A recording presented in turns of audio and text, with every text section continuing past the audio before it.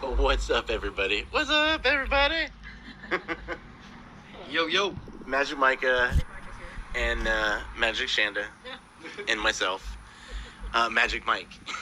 So we're all the Magic Show. So NPR put out that Dave Chappell is white. He's exhibiting white male privilege. And I believe that by making one black man white, you have made every man, woman, child in America white. And so I envisioned the Chappelle show, and they're having the race where everyone's like, who's claiming, the Chinese claim. Right. So the white delegation, because if Dave Chappelle is white, then I am white, Shanda is white, Micah is white, we are all white, and it's going to be all white. Right? McConaughey slips in there every time. So we as the white delegation have chosen to tell you that Dave Chappelle. Dave doesn't exist. Boom. If you were an American, whether you were a man, woman, child, you were white. Okay, so you set it up though. Okay, did you set it up? Well, I did, but then you said Lil Wayne said the same thing. And so NPR. Let's say what Lil Wayne said. So, right. Okay, to go along with to compliment the Dave Chappelle thing, Lil Wayne is on. It's on YouTube.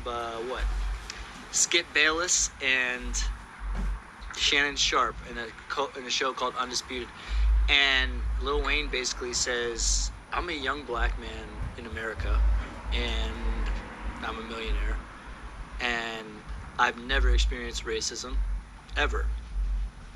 And where else could someone like me exist? America made basically Lil Wayne, and he's a free young black guy, period, end of story." And that's what he's saying. And at the end, he's like, racism doesn't exist. He's like, basically, you invented it. So, I mean, to hear him say that and watch it, and the way he says it is so just not even argumentatively, just a matter of fact. Just, this is it. This is the truth. Whatever y'all are talking about, it is not relevant to how I think. And I was like, holy shit. So, and I offer you, I showed you one, you showed me two. Number 3, Paul Mooney said that as soon as you figure out that you are white, free, and over 21, you're the freest person on the planet. That's it. Mic drop, boom, we are all white. So, get over it, America. Move on. Case closed. Thank you very much.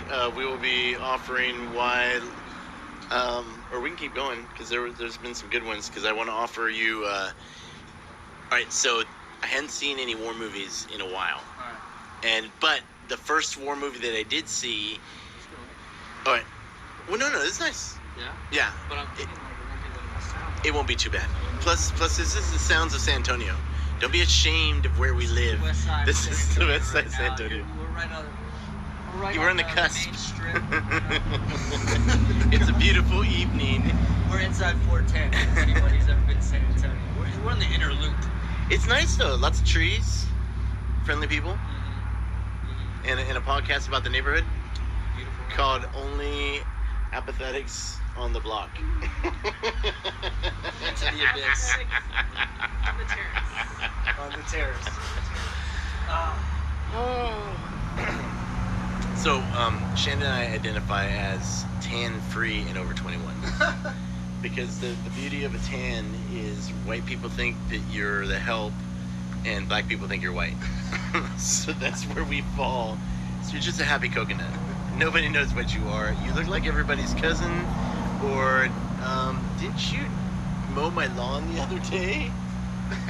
That is a true story. So we were somewhere at something, and this guy's looking at Mike, and he says, I feel like I know you from somewhere. And Mike says, yeah, I did your driveway a few months ago. And he was like, yeah, you did do my driveway. But That's a George Lopez joke. And George Lopez says, that people say, "Yeah, I did your driveway." Okay, so we have a running one where apparently the Oakland Raiders have more Hispanic fans than any other NFL team. Yeah. And so whenever somebody says the Raiders, they go, "Oh yeah, let's go to Oakland Raiders way. They're gonna fucking kick some ass today," and like full on like deep Mexican accent, like Mexican American accent. But these kind of stereotypes, dude, I think they get confused with racism because, like, okay, then you tell me. So I'm told you by other people. I'm pretty tan, but like my people, my eyes are blue. No. There's all kinds of wacky. Well, whatever. Okay. Either way, I was raised in a very redneck culture. Let's put it that way. I generally wear. True. If you wear your shorts above your knees, generally speaking, you're a woman or you're a white guy. Like that's just how it is. But not always, But what I'm saying is, like, we make fun of all these stereotypes, and it's not racism, and not only is it not racism, it is fucking hilarious. Like, when people make fun of white people, I laugh harder than anything else because, and I don't care what race they are. They could be white, black, brown, whatever the fuck. Like, when somebody nails a stereotype, or let's say something like white that I'll find that I do, I'm like, oh my fucking god, I can't believe that shit. And it's hilarious. It's fucking funny. Like, I don't know who these people are that are hearing a joke about white people, and they're like, oh, that fucking asshole, he went too far about white people. It's like some, like, like, come on, like, nobody does that. All right, so do you know that Jesus wasn't white? There you go. I'm just saying. I promise you, I may or may not have some extended family members that have a white, blue-eyed Jesus with brown hair. Picture, like hand painted. I'm just saying. But why can't we just make fun of each other? Why can't we just make fun of each other and just... It feels the best when you can make fun of each other, like, and you have people from all kinds of different cultures, skin colors. I'll say skin colors because, like, for me, everybody's brown, black, or white, and Asian. Does that cover the actual physical look of everyone? You just say everybody on the planet. I think. I'm not worried. I hate everybody. But if I know you, I love you. But I hate everybody equally. Now, I'm polite. There's no reason to be mean. There's no reason to be mean to anybody, but I hate you until I know you. True. What you're saying, are you saying it mean? Like, okay. No, I say it nicely. Yeah. I smile and I'm happy because I come in peace. I'm just here as a happy dude.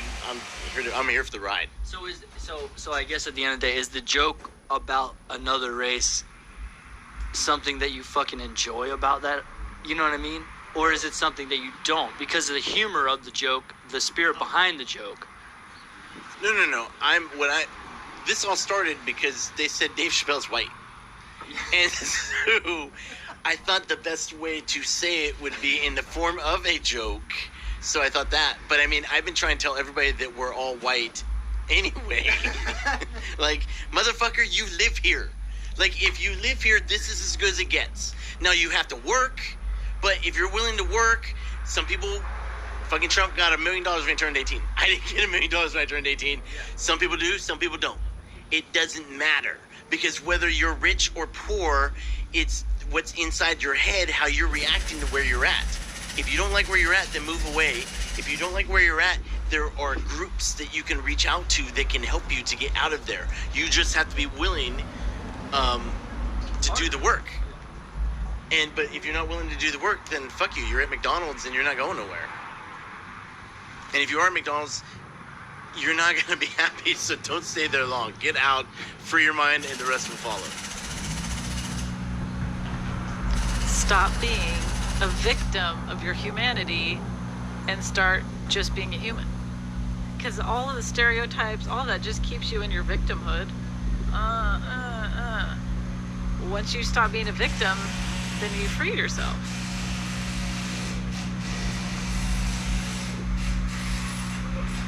So, and this is what I learned from watching The Boys.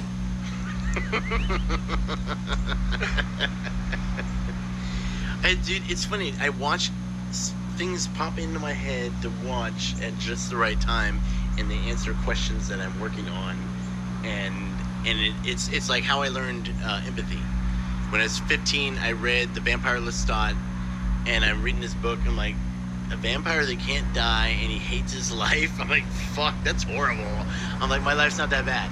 And like, I learned that to escape whatever I was dealing with, read a book, to go do something else, you know, and you'll get out of it. So a lot of mindset and positive brainwashing. So with that, we're just getting started. I hope. I mean, what's it? 11 minutes, for God's sake. This isn't a podcast. This is a warm-up.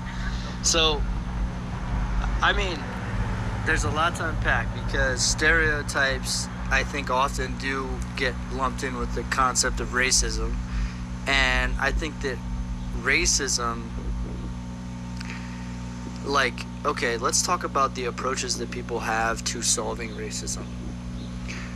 The first thing that comes to mind is soccer games and like football games where you see a little tagline that says "End racism." Okay, now philosophically, philosophy of language, right? When you say a word, it's there. Pink elephant, boom, you just thought of it. Don't ever think of a pink elephant. It doesn't fucking matter. You just thought of one, right? End racism. So by saying that something needs to come to an end is saying that it is currently going on and it currently exists.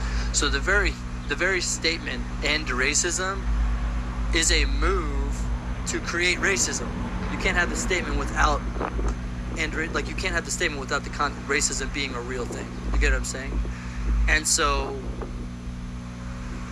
Lil Wayne, I've never experienced racism. I don't even know what that is. Here's what I know.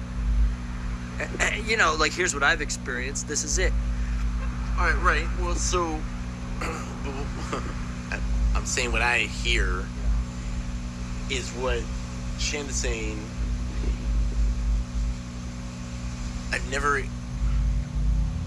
Everybody experiences something, but until he got out of the victim mentality, then he no longer experienced racism, because I'm only experiencing what I allow myself to experience. You can be treating me horribly.